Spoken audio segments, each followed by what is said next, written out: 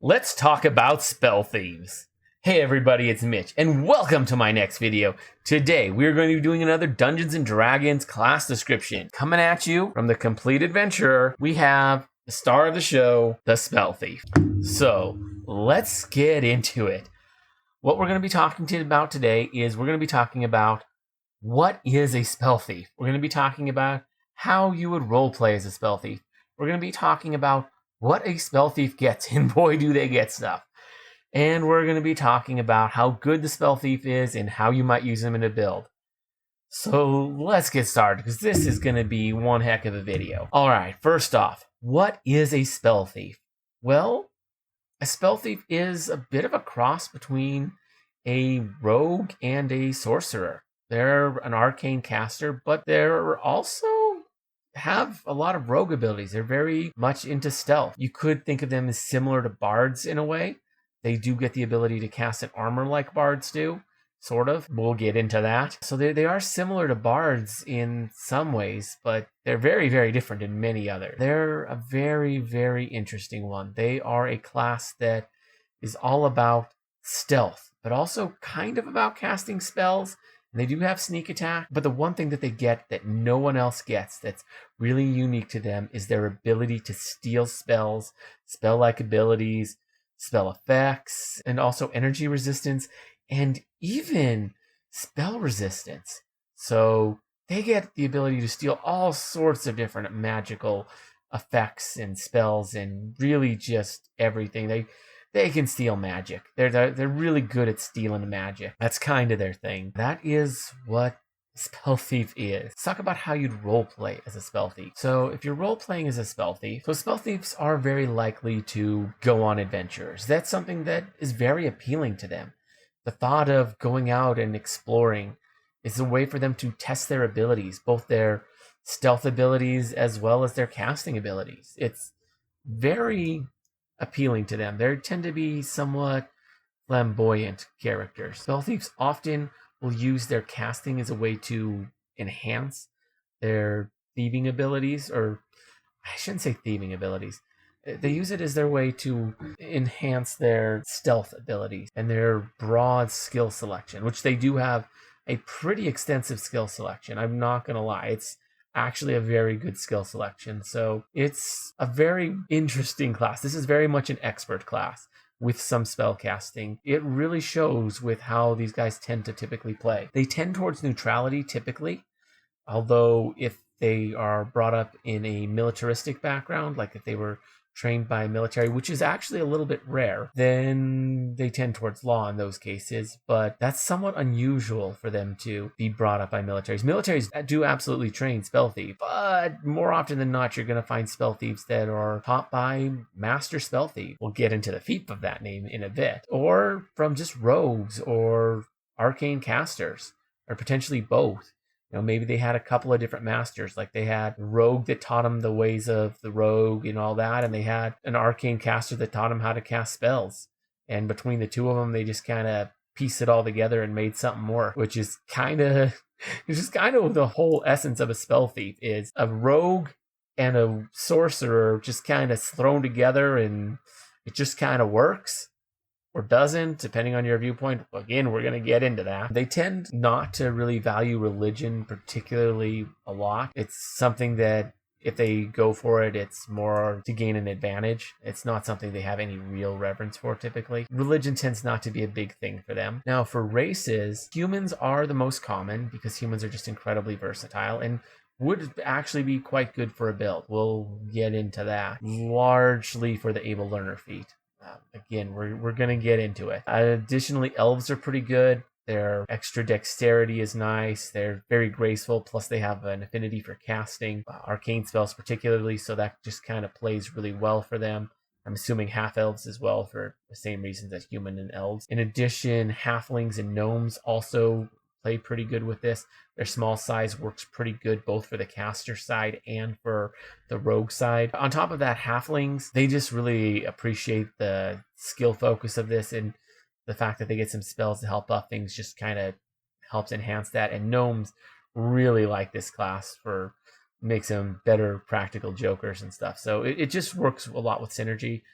Now, things like dwarves and orcs or half orcs aren't really particularly drawn to this class, which makes sense, and they're not really the best fit for it either. Now, the other classes, you're going to get along well with pretty much everybody. You're going to really like the barbarians and the fighters, typically because those are your frontline guys, and you're not really suited for the front lines. That's like the one job that you can't really do very well, which is actually accurate. The book for once is right on that. It makes sense that you would get along with them because they're going to be doing the one job that you can't, and that's tank. They can handle a number of different roles.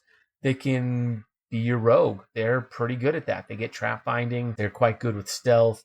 They get all sorts of skills, so they can do all the things that you really need a rogue for in their party. They can fill the role of the caster somewhat. They do get casting, and yeah, especially if you use Master Spellthief in conjunction with some other actual casting classes, you actually can be a caster, so that works. Can function as the caster as well. It's pretty solid all in all. You can function in a lot of different unique ways, just like a rogue can. Plus, you also have casting abilities.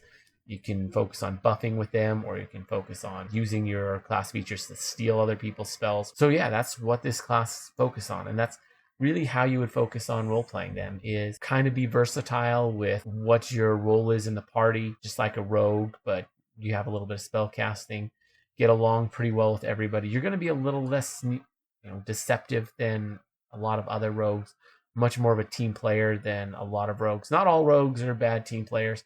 It's just a bad impression I have, but spell thieves don't tend to go that route nearly as often as rogues do, because they really do rely on their party a lot. That's really how you're going to role play these guys. So let's talk about what you get. And oh boy, do they get a lot. Okay, first, they get a d6 hit dice. Okay. They get an average base attack bonus. All right, I guess. They get a goodwill save, but a bad fortitude and reflex save, which is interesting that they don't get a good reflex save. That's actually very surprising for the expert class. They get a pretty extensive skill list, which is really nice, typical for an expert class. They also get a lot of skills, so that's kind of big. So they get 6+ int per level, so that's really nice. Now, for weapon and armor proficiency, they're proficient with light armor and are able to cast in it as well with their own spells, not with stolen spells, unless they've taken the feat. We'll get into that, which is similar to that of a bard, but it's kind of different in a lot of ways. With a bard, they're able to do that with their own spells, whereas with the Spellthief, they can do it. They also get a bunch of stolen spells, which they can't normally do this with. But with Master Spellthief, they can cast their stolen spells. In addition, if they're dual classing with something like a wizard or a sorcerer, you can then cast the wizard and sorcerer spells in armor as well, which is kind of nice, being able to cast that in light armor. It's only light, although, there's feats you can take to get medium armor, but you need proficiency with that. So that becomes a whole thing. They're also proficient with simple weapons. So that's kind of cool. Now, they do get sneak attack. I'll get it at first level and then every 4 levels afterwards. So kind of decent. Half that of a rogue, but these rogues get it every other level, every odd level. So first and then every 2 levels thereafter, whereas these guys get it first and every 4 levels thereafter. So it's less good, but still okay, I guess. Now, let's talk about the big one that they get, and that is Steal Spell. Oh boy. So they get the ability to steal spells from any kind of caster, really. So if it's a prepared caster, they're able to steal a specific spell from the caster, and if they steal the spell, the caster loses that particular prepared spell, and then they aren't able to cast that spell. Whereas now you can. So sweet. You took one of their spells from them, and now you can cast it yourself. Or you could convert it into spell energy to cast your own spells instead. So that's interesting. Now, you can only cast spells initially of 0 or first level, but you can cast higher level. You can steal higher level ones as you level up, and those are going to be equal to that of effectively what a sorcerer of your level could cast. That's kind of cool. So if you're 4th level, you can steal 2nd level spells. 6th level, you can cast 3rd. So on and so forth. So basically, you can steal the spells of a sorcerer of the same level. So that's kind of cool, which is nice. Although wizards every other level, you can't steal their best spells. So that's a thing you got to watch out for. So if you're fighting same level wizards at odd levels, you can't steal their highest level spells, but you can at even levels.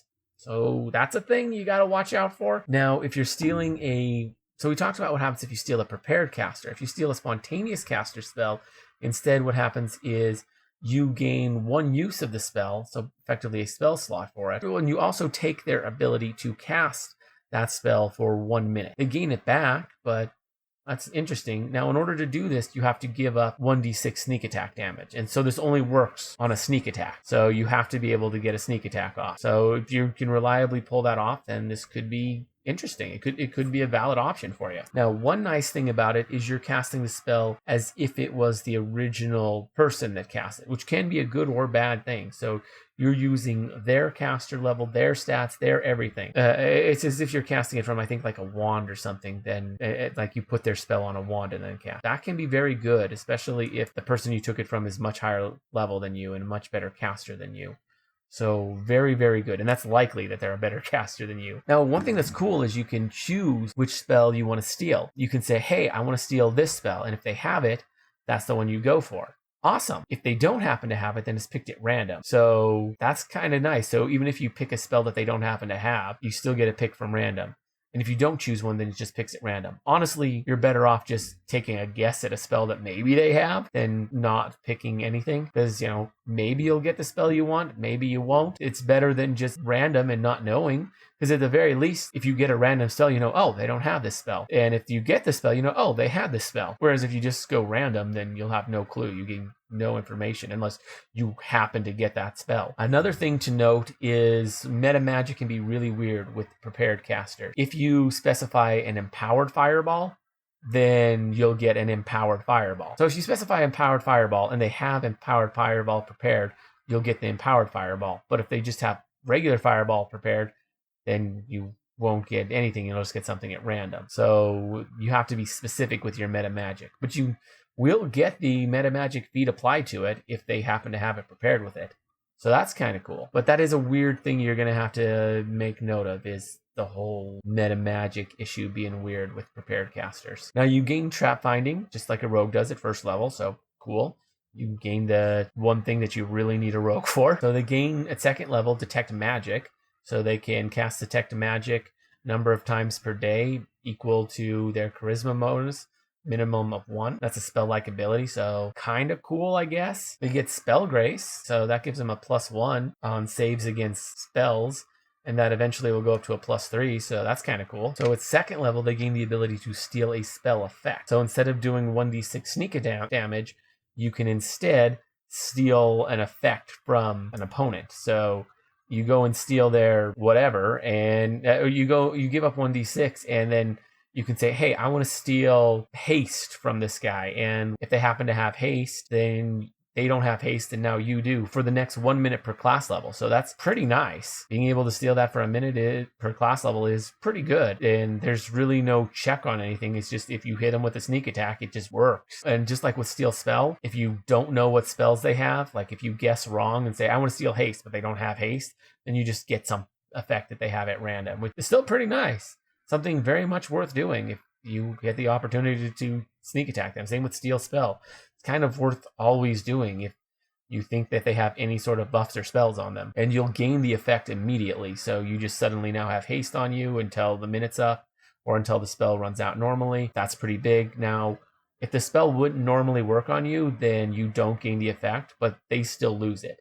And this could be because you're either not a valid target for it, because, like it's animal growth and you're not an animal, or because it's a personal range and you're not them.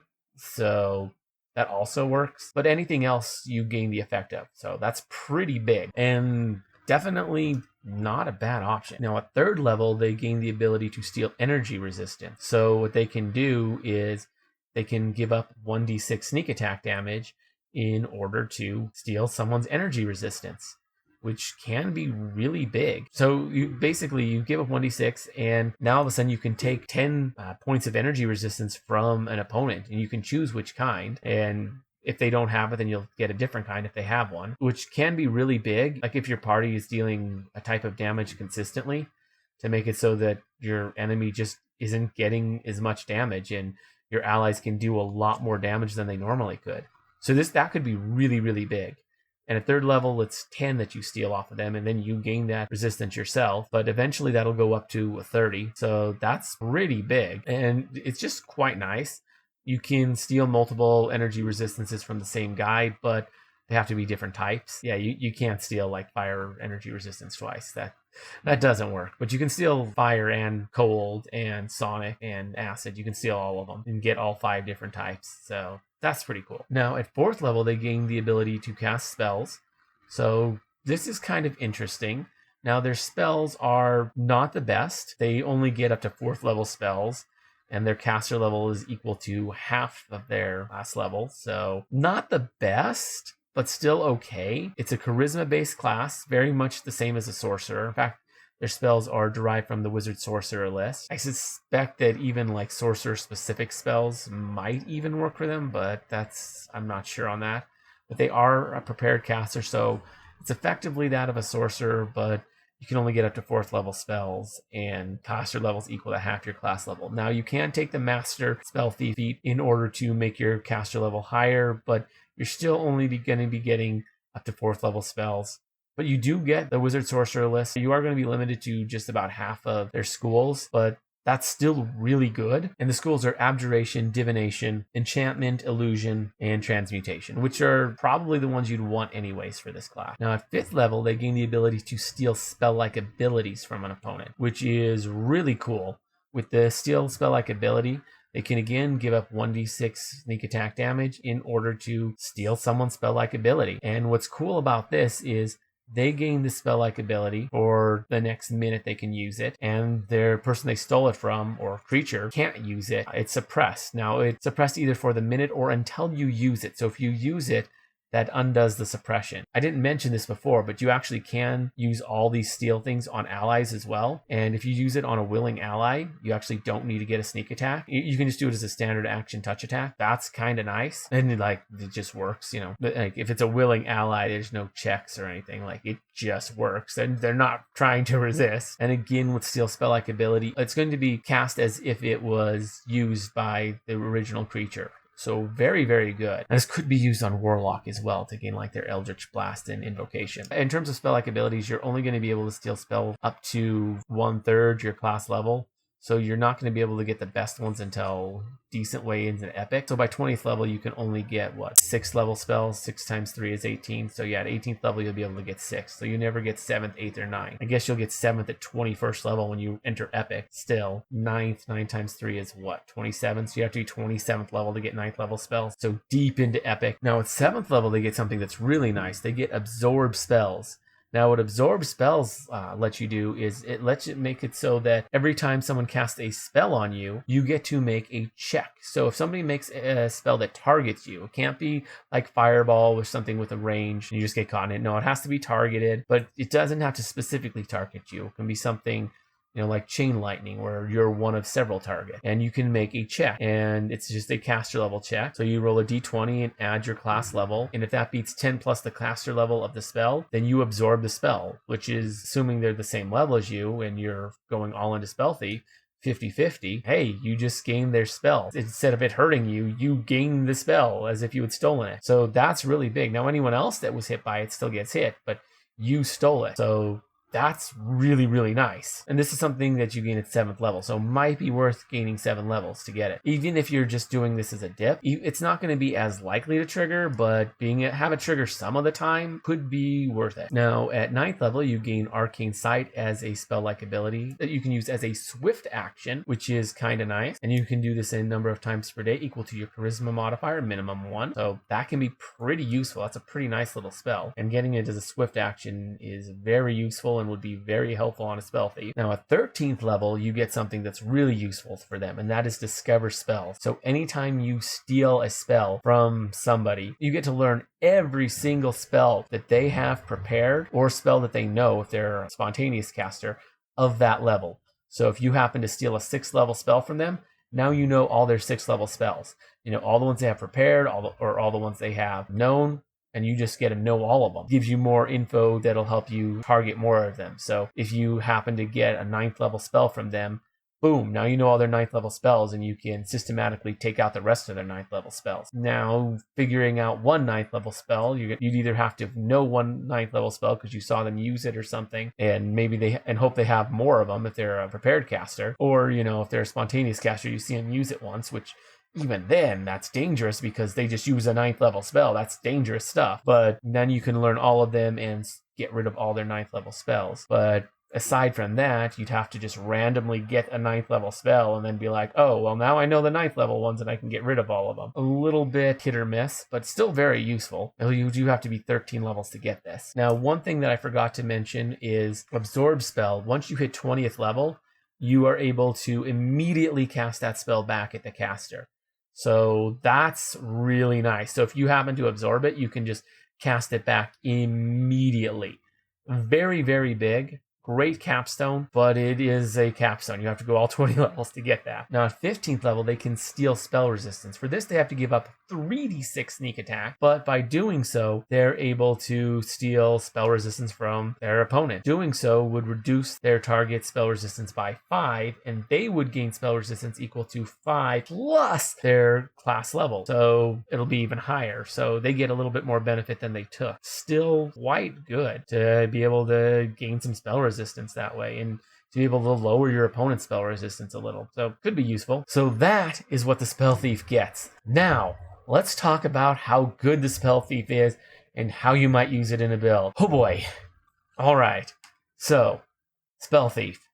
I see a couple of options for it. One is you go all out in Spellthief. You take advantage of all their abilities because they get some pretty decent ones at higher level. You just kind of go all out. Maybe for 9th level, you'd take Master Spellthief in order to be able to gain some extra abilities, because you can do that as just a Spellthief. You just need to be able to cast 2nd level spells, and this would just make it so that you're able to have your caster level equal to your class level, which is absolutely massive. It would make it so that the spells you can steal are just better. Very, very useful on that. It also lets you cast stolen spells in armor, which is quite nice. So you can wear armor and get a little bit of an AC benefit. It'd have to be light armor, but still, that's probably all you're going to want anyways. I would say pretty solid for that option. Now, another option is you can do this as a 1-level dip. You take 1 level of Spellthief, and then you take 4 or 5 levels of Wizard, or maybe Sorcerer if you want to go that route for the Spontaneous. A lot of people will tell you that prepared casting is just better, but Spontaneous has its merits. If you were to do that, you could then obviously take Master Spellthief. You're going to want to take Master Spellthief no matter what you do with this. It's pretty much a required feat for this class. Like, legitimately, like, you don't want to take this class unless you take Master Spellthief. Pretty much required.